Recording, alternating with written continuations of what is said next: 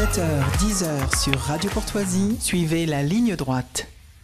C'est l'heure de votre chronique Europe et Identité avec David Engels. Bonjour David Engels.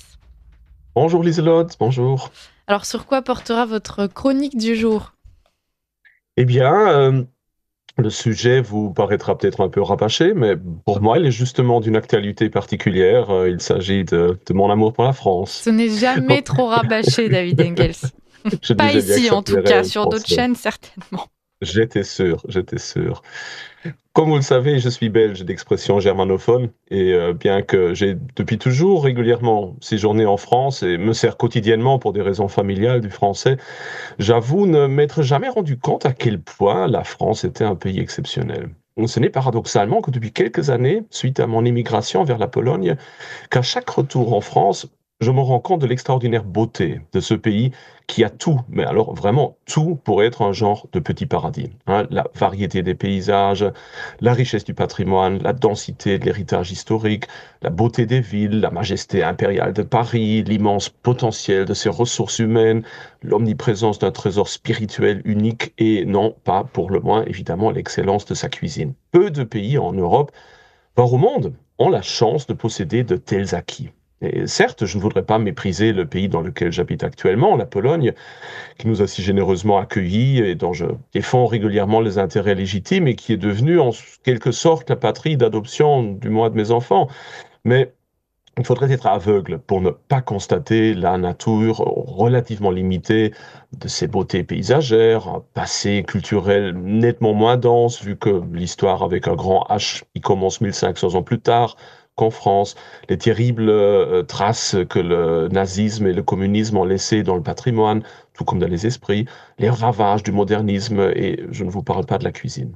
Là, je viens justement de passer presque 2 semaines dans l'ouest de la France pour y donner une série de cours à l'université, et comme à chaque fois, je suis toujours sous le choc culturel de cette expérience. Oui, et en tant que Français, je me sens évidemment très flattée par vos propos, David Engels. On en avait d'ailleurs discuté quand vous étiez passé dans nos studios. Mais vous connaissant, je pressens comme un mais dans l'air. Et forcément, et je crois que ce mais n'étonnera personne. La France est magnifique, mais elle est profondément meurtrie. Certes, elle peut se reposer encore quelques années, peut-être même quelques décennies sur ses acquis, avant de devenir véritablement un pays du tiers-monde. Et tant que ses principales attractions seront suffisamment protégées, il y aura toujours l'apport du tourisme, qui actuellement, avec environ 7% du PIB, constitue l'une des plus grandes sources de revenus du pays, toujours devant l'Italie, où il ne présente que 6%. Mais une dépendance au tourisme peut vite transformer un pays en musée à ciel ouvert s'il ne dispose pas d'une économie compétitive, et personne ne nierait qu'à ce niveau, la situation de la France est désastreuse et ne risque pas de s'améliorer de sitôt. Ainsi, les acquis de la France fondent comme la neige sous le soleil. Les paysages sont de plus en plus gâchés, les infrastructures vieillissent et ne sont plus entretenues, les villes sont devenues des foyers de criminalité, le niveau de l'éducation est en chute libre. L'identité du pays est profondément traumatisée par une politique culturelle extrêmement clivante. La population est de plus en plus fracturée par l'immigration de masse et la plupart des traditions régionales qui, jadis, ont fait la richesse de la France, ne survivent que sous forme de folklore. Certes, il ne faudrait pas généraliser, car il existe toujours quelques exceptions positives à la règle, et je serais le dernier à nier l'impact d'une nouvelle jeunesse qui ne rêve que de réenracinement ou le dynamisme de certaines régions, mais toujours est-il que la situation est extrêmement critique et que d'un point de vue extérieur, l'on peut parfois avoir des difficultés à en comprendre pleinement les raisons et les voies de la sortie, tant la misère semble en contraste avec le potentiel extraordinaire de ce pays. Mais que voulez-vous dire par là, David Engels ? Bah, parlons d'abord des raisons. Ce n'est pas ici l'endroit de méditer sur la mortalité des civilisations. Vous connaissez ma position, selon laquelle toutes les grandes civilisations ont un développement similaire et que la plupart des facteurs de crise qui en inaugurent le stade final sont assez parallèles. Mais ceci dit, même si ces tendances générales sont inévitables, comme je le crois, les raisons concrètes restent le résultat d'une responsabilité collective concrète dans un moment historique et politique précis. Et de ce point de vue, on ne peut que souligner que l'état actuel de la France n'est ni un accident de parcours, ni le résultat d'une ingérence externe quelconque, mais bien le fruit d'un choix collectif.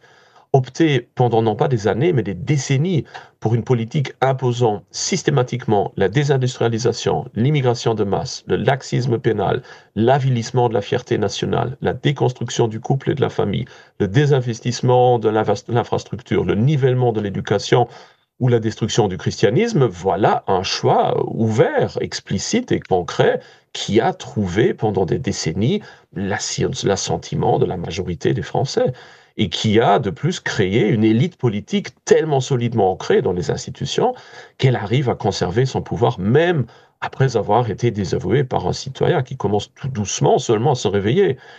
Puis je mentionnerai les voies de sortie. Il est facile de ruiner un pays, mais beaucoup plus difficile de le reconstruire.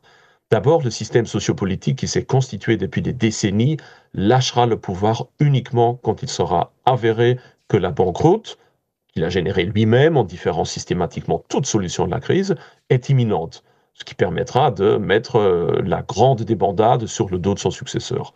Puis, la constellation du pays est telle qu'une restructuration, en dépit des énormes potentiels, ne sera pas une mince affaire. Non seulement il y a toute une industrie à reconstruire, mais aussi une nouvelle élite à former, un nouveau cadre international à créer. Et finalement, il y a les mentalités. La France est persuadée de son propre déclin et contaminée par une ambiance d'impuissance. Et bien que ces deux perceptions soient en effet fondées sur des faits réels, elles rendent très difficile une relance. On donne aux riches et on prend aux pauvres, au sens propre comme au sens figuré. Ainsi, il y a pas seulement une économie à redresser, mais toute une nation à recréer. La France a tout ce qu'il lui faut, mais cela ne lui apporte strictement rien sans les structures et les personnes qui sauraient s'en souvenir et s'en servir. Comme un immense paquebot que l'on aurait dirigé, par mauvaise volonté, bêtise ou choix de facilité, dans un genre de courant marin qui ne lui permet plus de faire demi-tour, ou en tout cas seulement au prix d'immenses efforts qui pourront peut-être lui coûter tout son carburant restant. Mais est-ce le propre de la France de se retrouver dans une telle constellation? Non, certainement pas. Ce que je viens de dire sur la France, je pourrais probablement le reformuler aisément pour beaucoup d'autres nations européennes, d'autant plus qu'en somme, les conditions de départ, ou du moins les potentiels, ils sont rarement plus avantageux qu'en France. Toute l'Europe s'est enlisée dans un marasme assez incroyable qui contraste de manière spectaculaire avec les ressources et talents dont elle dispose encore. Et il suffit d'en discuter avec des amis américains ou chinois pour comprendre toute l'ampleur de la différence d'optimisme par rapport au futur des nations respectives. Même les voisins d'Europe de l'Est ont une vision nettement moins pessimiste que nous, Européens de l'Ouest, bien que les évolutions politiques récentes commencent à gâter un peu cette approche. Nous sommes en effet devenus le vieux continent. Et pire encore, nous avons commencé à accepter imperceptiblement ce futur en le prenant pour une normalité, tout en essayant de nous construire toute une série de paradis artificiels qui nous permettent de contrebalancer la débandade extérieure par des petits contentements privés. Comment en sortir maintenant, me demanderez-vous sans doute? Bah, je n'ai pas de solution. Je ne crois plus trop au fait qu'un changement de majorité gouvernementale puisse y changer grand-chose. Du moins pas dans le cadre des structures institutionnelles actuelles qui pénaliseront lourdement quiconque voudra diminuer le pouvoir d'achat des Français par des mesures de relance et d'investissement long terme. Sans parler du risque d'une véritable guerre civile dans les banlieues si les allocations sociales se voyaient redistribuées. En tant qu'historien, je dirais dès lors qu'un vrai changement de mentalité ne pourra venir que de l'expérience partagée d'une crise commune qui bousculera les certitudes illusoires et les réflexes conditionnés tout en forgeant un nouveau narratif.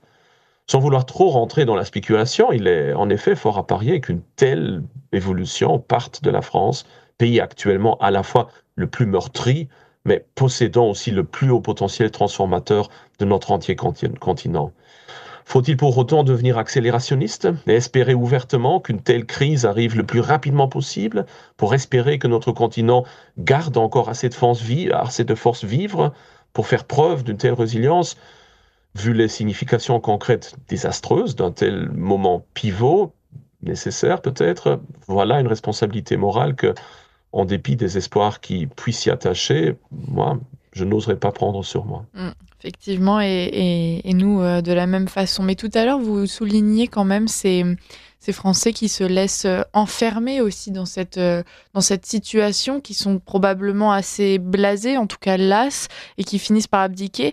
Peut-être que la solution, c'est aussi de refuser cette fatalité. Alors même si, comme vous, on peut imaginer la fin d'une civilisation et puis la prévoir, mais ça n'implique pas nécessairement d'être dans cette posture fataliste et de... Peut-être qu'individuellement, il y a un terrain à exploser, à explorer, David Engels. C'était un beau, Ouais, un beau lapsus. ça veut tout dire. Non, mais oui, en effet, c'est sûr que d'un côté, on puisse avoir une vision un peu déterministe, d'un autre côté, c'est sûr qu'il faut lutter et faire le mieux avec ce qu'on a, essayer de réveiller les gens. Mais c'est pour ça que je dis, c'est assez difficile. On s'est habitué, on croit que c'est devenu la nouvelle normalité. Je vois beaucoup de Français, ou aussi de Belges, qui sont d'un côté convaincus de leur propre déclin, d'un autre côté croient toujours en une certaine supériorité de leur monde, de leur civilisation sur le reste du monde, ne connaissant pas du tout comment les choses se passent en Chine, aux États-Unis. Et donc, il y a comme ça un certain fatalisme, on s'arrange quelque part, et c'est ça le pire, quelque part. Si on veut vraiment faire les choses, il faut montrer aux gens qu'ils ont raison d'être insatisfaits, raison de s'insurger, raison de vouloir avoir autre chose que ce qu'ils ont actuellement. C'est difficile évidemment à dire, aussi moralement, rendre les gens malheureux de leur situation actuelle, si on veut dire, mais je crois que c'est la seule voie. Sinon, si on reste un peu dans cette illusion, si on s'arrange, si on se dit, comme très souvent en France, les choses vont mal, mais tant qu'on a un peu de bon vin et un resto qui est ouvert, tout ira bien. Mais d'un côté, c'est sympathique, d'un autre côté, ça enlise le problème de ne pas mettre clairement les doigts dans la blessure. Oui, bah écoutez, en tout cas, nous, c'est ce qu'on essaie de faire à notre échelle. Et David Engel, je sais que c'est votre cas aussi. Donc, merci pour ce combat, puisque Avec c'en est plaisir, un, le mot n'est pas de trop. Et puis, en nous, effet. on va continuer à essayer de donner, de faire comprendre aux gens qu'ils ont raison de se sentir mal et qu'ils doivent essayer de créer un nouveau monde, une nouvelle réalité. En tout cas, de ne pas se satisfaire du monde dans lequel ils évoluent pour le moment. Merci, David Engels. Absolument. Et puis, Avec à la plaisir. semaine prochaine.